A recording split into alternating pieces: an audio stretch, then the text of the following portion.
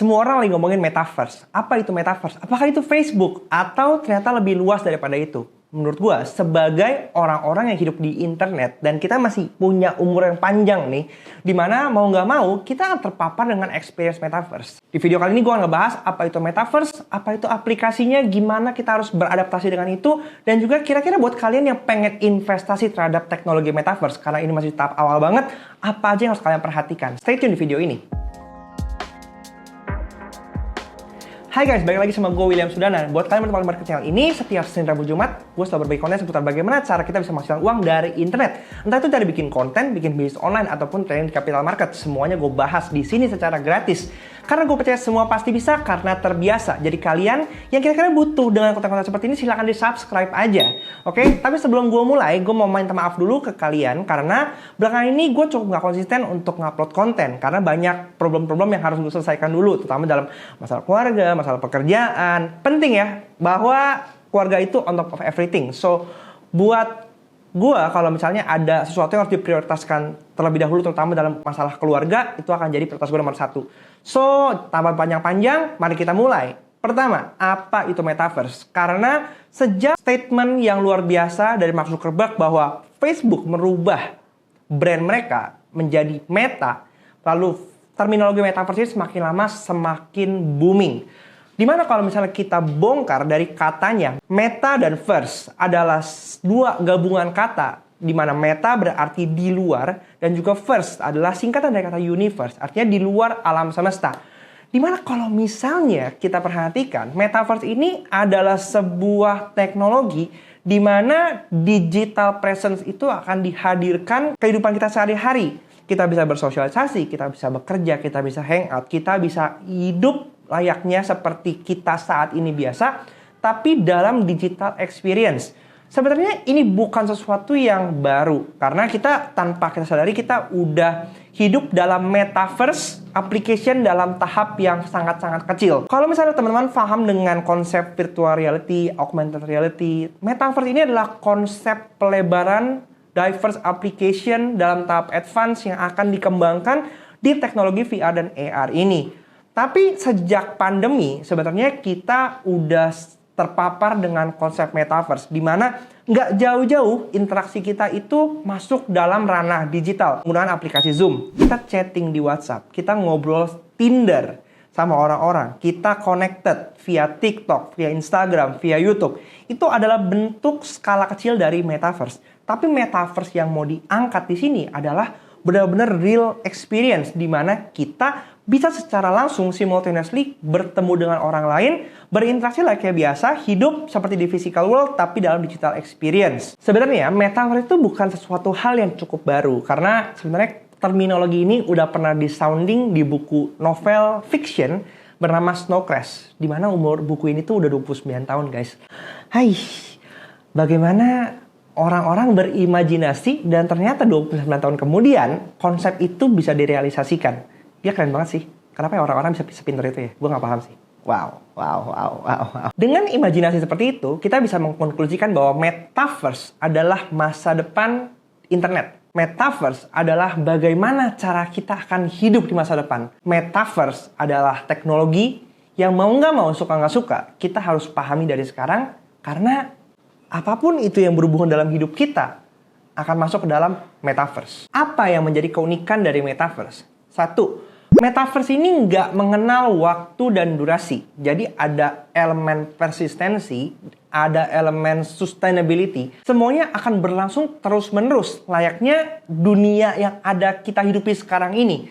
Jadi nggak ada kata downtime, nggak ada kata maintenance. Jalan terus, benar-benar hidup layaknya biasa. Marshmello pernah mengadakan satu live concert secara virtual di Pleasant Park. Itu dalam game Fortnite kalau nggak salah. Yo, what is up Fortnite? What's up Pleasant Park? My name is Marshmello and thank you for coming out. Jadi di sana benar-benar orang bisa berinteraksi dan merasakan live experience layaknya dia tuh ada di dalam konser beneran. Dan kira-kira metaverse itu akan teraplikasikan dengan konsep seperti itu. Nomor 2, of course dengan kita melihat bahwa semua kehidupan kita akan masuk ke dalam metaverse, pasti akan ada nilai ekonomi yang bisa dilakukan.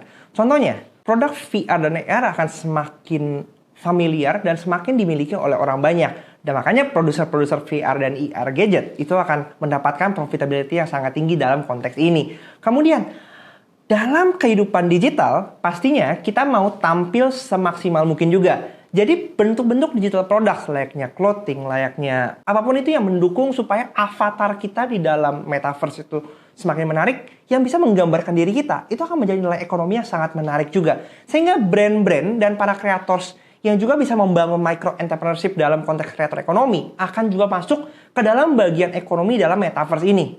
Nomor 3, unlimited UGC. Bayangin, kalau misalnya waktu experience TikTok pertama kali masuk, semua orang cross distribution konten mereka dari TikTok ke Instagram. Dan kalau sekarang misalnya kita hidup dalam dunia virtual, bukan nggak mungkin UGC yang dihasilkan juga akan terus meningkat, di mana ini akan menambah sustainability dari metaverse sendiri.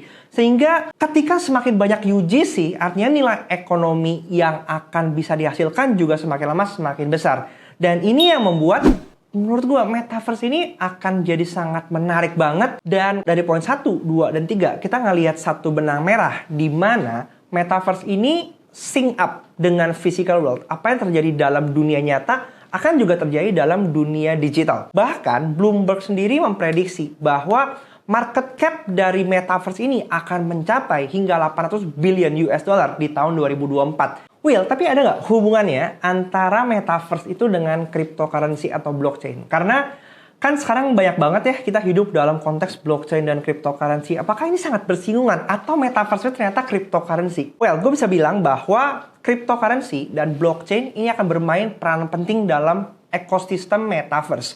Karena metaverse itu nggak melulu soal Facebook, tapi akan menjadi sebuah ekosistem di mana akan ada gaming, akan ada education, ada infrastrukturnya juga, ada social platformnya juga. Semuanya seperti layaknya kita dalam dunia nyata ini. Oleh karena itu, yang tergabung dalam metaverse ekosistem itu nggak cuma sekedar Facebook, tapi banyak perusahaan-perusahaan teknologi lainnya lagi yang bekerja untuk membangun metaverse menjadi experience yang luar biasa. Dalam tulisannya di Forbes, Sean Steinsmith mengatakan bahwa kripto menjadi salah satu kunci dalam perkembangan metaverse. Karena kalau misalnya kita melihat nature dari blockchain sendiri, di mana cryptographic dan security yang sangat tinggi itu dibutuhkan dalam konsep metaverse. Kita nggak mau dong data-data yang kita miliki itu leak ke berbagai macam orang-orang yang sebenarnya tidak bertanggung jawab dan nggak seharusnya punya data-data kita. Oleh karena itu, peran blockchain akan jadi esensial juga di sini. Di mana tadi sempat kita singgung juga bahwa ada nilai ekonomi yang akan muncul dalam ekosistem metaverse, yaitu transaksi-transaksi yang dilakukan harus secure dan juga harus instan. Dan kalau misalnya kita tahu bahwa peran cryptocurrency seperti Polkadot, Engine, atau mungkin juga ada XRP gitu, itu adalah teknologi-teknologi kripto berbasis blockchain yang mengutamakan fokusnya ke dalam transaction. Oleh karena itu, kalau misalnya gue Google Metaverse Crypto Ecosystem, di sini kita bisa ngelihat begitu banyak project-project cryptocurrency yang masuk dalam ekosistem Metaverse. Dalam Metaverse sendiri, itu terbagi dalam beberapa layer. Yang pertama, kalau misalnya kalian bisa ngelihat, adalah infrastruktur. Kita bisa ngelihat bahwa semua itu dimulai dari infrastruktur yang mendukung dalam ekosistem metaverse sendiri. Kemudian masuk ke dalam human interface, kemudian desentralisasi, kemudian spatial computing, di mana masuk ke dalam fase 3D computing. Kalau misalnya gue sempat lihat juga Terra Virtua, di dalam Twitternya mereka sudah berkolaborasi dengan Bored Ape, di mana untuk membuat sebuah NFT 2D itu gampang ya, semua orang bisa melakukan. Tapi untuk NFT 3D ternyata dibutuhkan teknologi yang lebih kompleks. Oleh karena itu Terra Virtua yang memang proyeknya berbasis 3D computing ini berkolaborasi dengan NFT Bored Ape untuk menghasilkan satu karya. Dan kalian bisa ngecek sendiri betapa NFT 3D ini harganya luar biasa mahal. Dan ini variasi-variasi harga NFT 3D yang bisa kalian perhatikan kalau misalnya kalian pengen koleksi juga. Dan this is just the beginning guys, this is just the beginning. Lanjut akan masuk ke dalam tahap creators ekonomi. Seperti yang udah sering kita bahas, creators ekonomi juga akan terus masih berlanjut, even dalam konteks metaverse. Discovery dan paling terakhir experience, di mana fitur-fitur gaming juga masuk ke dalam fase metaverse ini.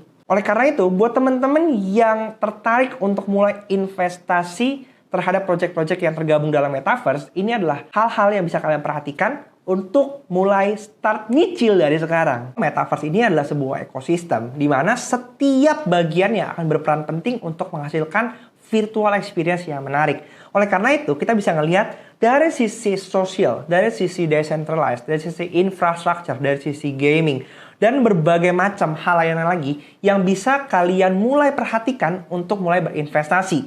Kalian mungkin familiar dengan koin Mana dan juga Sandbox yang belakangan ini terbang like to the moon. Itu adalah sebuah hype yang menunjukkan bahwa Metaverse is about to come. Kalian juga bisa ngelihat decentralized infra di mana ada koin Theta, ada koin Engine, Binance, Polkadot, Ethereum yang semakin lama semakin kuat, dan belakang ini ada koin ENS yang juga benar-benar building hype banget, menunjukkan bahwa Ethereum ini aplikasinya dan utility-nya akan semakin besar di masa depan. So, gue pengen dengar opini dari kalian, apakah Metaverse ini adalah suatu hal yang baik? Karena baru-baru ini aja ketika Mark Zuckerberg bilang bahwa Metaverse akan bla bla bla bla bla bla bla, dia langsung mendapatkan kritik bahwa sebenarnya Metaverse itu juga memberikan sisi yang buruk. Buat kalian yang udah keluar nonton video ini, please tulis di kolom komen apa pandangan kalian tentang Metaverse. Apakah ini adalah suatu hal yang baik atau sebaiknya ini adalah hal yang jangan sampai terjadi. Sampai jumpa di video selanjutnya. Jangan lupa di subscribe kalau misalnya kalian butuh konten-konten seperti ini lagi. See you di next video. Semua pasti bisa karena terbiasa. Bye-bye.